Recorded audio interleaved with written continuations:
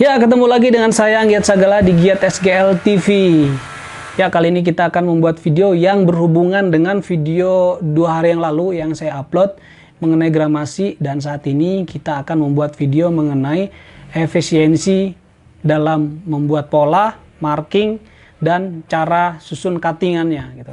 Jadi supaya efektif. Kenapa saya bikin video ini? Karena 60% dari biaya produksi itu ada di kain. Mungkin 60% sampai 70% lah, tergantung konveksi masing-masing menerapkan upah kerjanya berapa, terus biaya operasional lainnya berapa gitu. Jadi kita akan bahas kupas tuntas di video ini mengenai itu. Tapi sebelumnya teman-teman, kita ajak untuk subscribe ya, karena subscribe itu gratis. Nyalakan tombol lonceng supaya kalau ada video-video baru, maka kalian akan dapat notifikasi duluan dibanding yang lain. Satu informasi lagi yang ingin saya sampaikan, bahwa kita akan bagi giveaway jika nanti subscribernya sudah 1000. Ya, kalau yang saya sudah pikirkan adalah kaos polos, kita akan bagikan bahan, mesin potong, dan lain-lain. Ya, alat-alat produksi lah, sesuai dengan kesanggupan kita nanti kita akan bagikan supaya teman-teman yang memulai usaha konveksi, memulai usaha sablon, dan sekitaran industri kreatif yang berhubungan dengan itu, maka kita akan saling mensupport. Oke teman-teman, check it out video ini sampai habis.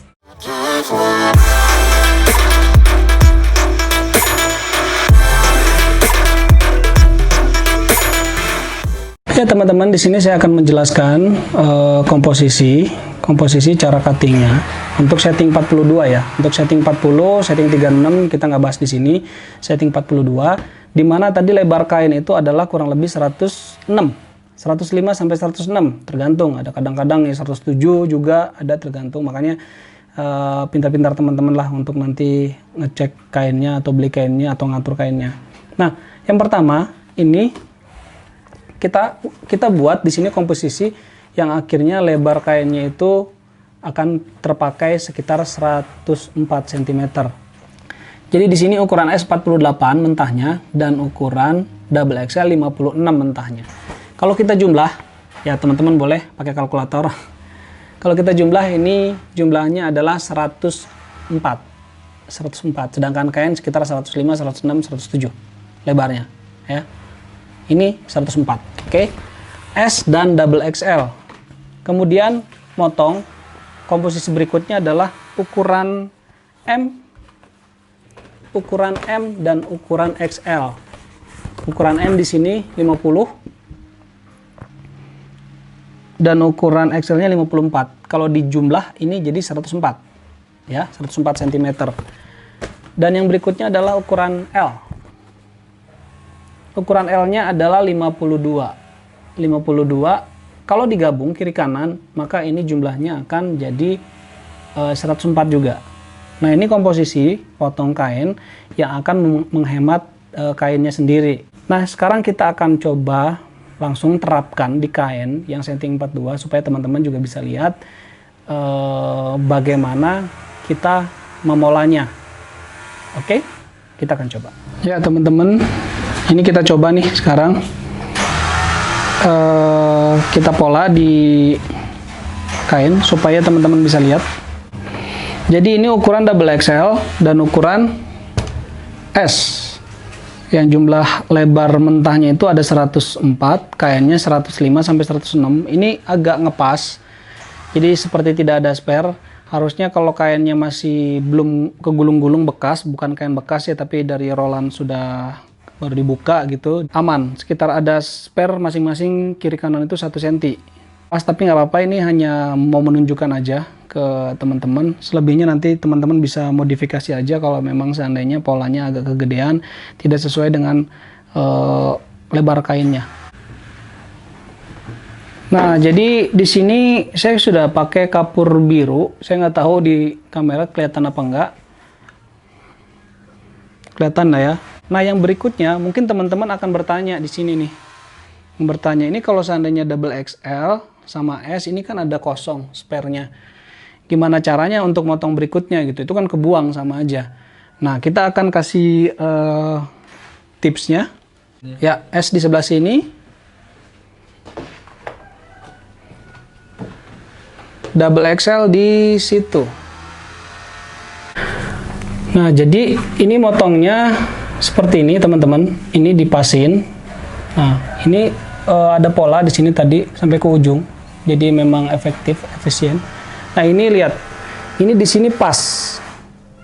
Ini pas banget di sini polanya. Jadi nggak ada boros sama sekali. Dan ini dipas juga di sini. Jadi yang harusnya kalau seandainya double XL di sini, kiri kanan semua. Nah, ini kita bikin selang-seling. Gitu. Jadi motongnya harus diselang-seling. Di sini double XL, nanti berikutnya di sini double XL, di sini S, dan di sini S. Jadi dia konsumsi bahannya nggak ada yang kebuang.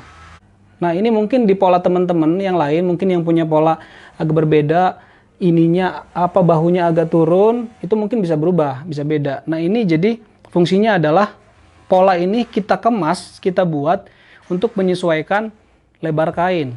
Sehingga pada saat kita pasang seperti ini, maka akan lebih efektif cost-nya. Nah, ini cara motong untuk ukuran S dan ukuran double XL seperti yang saya jelaskan. Nah, kalau kita di sini taruh ukuran XL, kalau kita taruh di sini ukuran XL ya, maka di sebelah sini ukuran M. Nah, kurang lebih kita naruh seperti itu. Nah, berikutnya sama. Kalau seandainya L di sini, XL di sini, sorry, ini XL, maka di pola berikutnya XL-nya ditaruh di sini dan ukuran M-nya di sini. Nah, di sini sehingga nanti konsumsi bahannya juga sama, jadi efektif. Di sini susun L, nanti di sini juga susun ukuran L. L-nya di sini dan berikutnya terserah bebas mau L di sini sama aja. Untuk berikutnya ya, untuk berikutnya adalah ukuran triple XL, 4XL, 5XL itu terserah teman-teman aja. Karena itu tetap saja mau dibikin seperti apapun tidak akan bisa masuk ke pola ini dengan sangat efektif gitu. Oke, selain tadi saya sudah jelaskan bagaimana caranya untuk ngegelar kain sampai marking ya polanya, bagaimana supaya efektif antara pola S dan double XL, untuk pola XL dan pola M, dan untuk pola L disandingkan dengan pola L. Nah, itu tips yang pertama yang tadi saya sampaikan. Tips kedua ada lagi, yaitu tips untuk menghemat di pola tangan. Mungkin teman-teman yang lain kalau motong pola tangan itu biasanya mungkin dibarengin dengan badan. Ya, saya nggak tahu teman-teman bagaimana caranya, cuman ya biasanya ada yang bikin potong seperti ini, disusun di sini gitu ya. Terus nanti dipasang lagi di sini gitu ya, disusun. Ya, ini contoh teman-teman susun di sini, susun di sini. Nah, ini akan membuat jadi boros kalau seandainya potong tangannya dibarengin seperti ini. Kalau motongnya seperti ini maka akan boros atau seperti ini. Nah, tapi kalau seandainya teman-teman bisa mau agak sedikit repot, konsumsi bahannya bisa jadi lebih hemat. Gimana caranya? Caranya adalah bagian si polanya tidak diratakan seperti ini, tapi dia dari sini satu. Yang tadi kebutuhannya di sini ya, kainnya satu di sini, satu di sini. Satu lagi di situ diratakan. Nah, ini jadi 1, 2, ini 3, ini jadi 4. Nah, konsumsi bahannya tentu saja akan jadi lebih hemat segini. Kalau untuk di pola yang sama, ini kita lagi polanya pakai beda-beda, cuma nanti kelihatan akan di pola dengan ukuran yang sama. Ini hematnya segini. Kalau kita pakai potong seperti biasa, disusun rata gitu, nah kurang lebih segitu.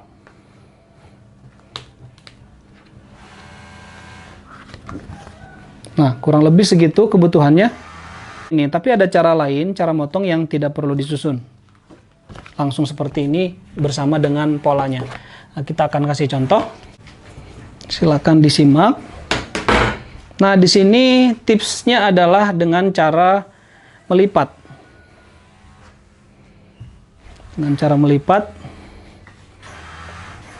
Ya, ini tinggal balik lagi ke kenyamanan teman-teman ya. Kalau kita sih nyamannya seperti ini, motongnya untuk markingnya lebih simpel. Nah, kita akan lipat. Ya, teman-teman yang sudah master jangan dibully ya, teman-teman satu seperguruan. Yang teman-teman lakukan tadi itu kurang lebih sama seperti disusun seperti ini. Nah, kalau disusun pola seperti ini saya kasih garis batas seperti tadi, maka konsumsi bahannya adalah seperti ini. Ini konsumsi bahannya segini untuk 2 tangan. Oh, 4 tangan. 1, 2, 3, 4. Ya. Tapi kalau seandainya kita dengan cara yang baru, dengan disusun ini di sini satu lagi, nanti di marking, maka selisihnya sekitar 5 cm. 5 cm dikali banyak itu lumayan. Nah, itu cara yang kedua yang saya sampaikan supaya lebih hemat. Cara berikutnya bisa juga, kalau memang ini, kalau cara seperti ini tadi, ini kita akan lama nge-markingnya. Nge-marking 1 kali, kemudian di-marking lagi di sini 2 kali, 3 kali. Nah, cara berikutnya adalah kalau kalian mau lebih simpel lagi, yaitu dilipat lagi.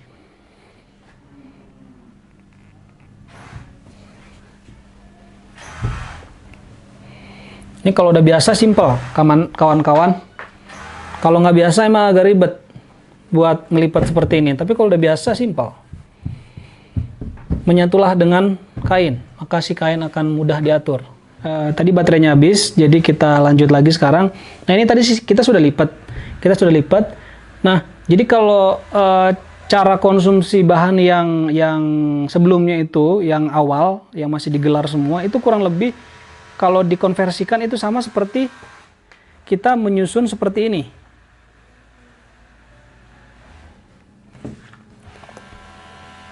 Nah, sama seperti kita menyusun seperti ini. Kalau kita kasih batas garis juga sama seperti tadi, itu konsumsi bahannya kalau kita cara barengan dengan badan tadi itu seperti ini. Konsumsi bahannya. Kita kasih garis di sini tanda buat spare potongan. Nah, kalau seandainya itu kita dengan cara seperti ini, bolak-balik, kemudian kita masukkan di sini. Nah, jadi sama seperti tadi. Kurang lebih selisihnya itu mungkin bukan 5 cm mungkin ya. Ya kurang lebih lah, tapi akan lebih banyak sih. Nah, sekitar 8 cm. Sekitar 8 cm. Nah, 8 kalau seandainya kita coba untuk motong banyak dengan 10 tumpuk, berarti sekitar 80 cm. 80 cm kalau dalam 10 tumpuk. Borosnya kalau seandainya kita buat. Nah, ini tips yang kita bisa kasih ya, tips kedua untuk teman-teman yang baru pemula. Memang ya semuanya balik lagi ke kebiasaan sih. Agak ribet pasti awalnya untuk nyusun-nyusun segala macam, tapi markingnya sih lebih simpel ya. Nah, kita biasanya motong tangan itu dengan seperti ini. Kecuali kalau seandainya memang potongan agak banyak, numpuknya nggak terlalu lama, markingnya yang agak lama, nggak apa-apa. Kalau kita potong sekali satu ukuran, 4 roll, 5 roll, itu kita bisa sekalian dengan tadi dibolak-balik ya, di ukuran besar. Tapi kalau seandainya masih ukuran serol, atau masih 2 roll, sebenarnya masih lebih efektif kita pakai dengan cara seperti ini. Karena tadi kiri kanan badan pun dia tidak boros. Semuanya terpakai dengan baik, dan akhirnya ini tangan belakangan ya. Kalau dengan cara motong seperti ini, pastikan kita sudah menghitung dengan baik. Jangan sampai nanti kepotong badan banyak, tahu-tahu untuk tangan kurang. Kenapa? Karena kalau kita beli lagi untuk tangan biasanya sudah beda lot. Kalau beda lot maka kita akan pusing sendiri nantinya gitu. Jadi kita pastikan berhitung dengan baik, atau hitungannya 150 kita kurangin dulu aja, motong untuk 140 atau 130, sehingga kemudian kelebihannya baru kita pakai untuk badan lagi kalau seandainya tangan sudah komplit semua dalam satu ukuran gitu. Jadi ini teman-teman yang sudah saya sampaikan, ada 2 tips tadi. Yang pertama tipsnya adalah kita merancang pola sendiri, jadi nggak usah takut. Mau bikin pola seperti apa, yang penting ya memang ada ukurannya. Pas dipakai komposisi antara tangan dan badan, itu enak dipakai. Jangan sampai badannya terlalu kecil, tangannya terlalu besar. Nah, jadi kalian bebas mau bikin pola sendiri, nggak masalah. Selisih 3 cm dalam setiap ukuran nggak masalah. Setiap ukuran 2,5 cm atau 1 inch juga nggak masalah. Atau setiap pola berbeda 2 cm seperti yang saya buat ini, itu juga tidak masalah. Yang penting pada saat kalian motong, gelar, marking, itu semuanya tidak ada kain yang kebuang. Kenapa? Karena di awal seperti saya sudah katakan bahwa 60% sampai 70% HPP itu ada di kain. Itu jadi pastikan kain itu sehemat mungkin supaya kalian punya HPP yang bersaing dengan teman-teman yang lain. Nah, yang kedua, tips yang tadi saya sampaikan adalah memotong pola tangan. Ya, mungkin ada beberapa orang yang belum tahu. Mudah-mudahan ini sangat bermanfaat, tapi untuk yang sudah tahu tidak ada masalah. Ini cara motong tangan supaya konsumsinya juga lebih efisien dan kalian punya HPP lebih murah. Nah, dengan sistem potong yang seperti tadi, yang pertama dengan efektivitas di marking badan dan kemudian juga sekarang di marking tangan, pemolahan tangan, itu biasanya teman-teman dalam satu roll bisa dapat, kalau ukuran standar S, M, L, XL itu bisa sampai 140 sampai 150 dengan gramasi 140 sampai 150-an gitu ya, atau ya kadang-kadang 160-an juga, 150 160 masih oke lah, sekitar 140 piece. Tapi kalau seandainya cara motongnya dengan yang masih susun biasa, terus tidak dihitung komposisi pola antara S, double XL dibarengin gitu ya, itu maka konsumsinya akan lebih boros. Jadi biasanya 125, 130 atau 135 dapatnya. Ya, teman-teman, tadi sudah kita sampaikan 2 tips tadi ya, yang mudah-mudahan itu bermanfaat lah ya buat usaha kita masing-masing. Apalagi di masa pandemi ini kita sedang kesulitan gitu ya. Nah, buat teman-teman yang sudah menonton, terima kasih yang sampai akhir. Terima kasih banget kalau nonton sampai akhir, mantap, kalian luar biasa. Oke, terima kasih teman-teman. Sampai ketemu lagi. Salam sukses. Salam efektivitas dalam berproduksi. Efisiensi nomor 1.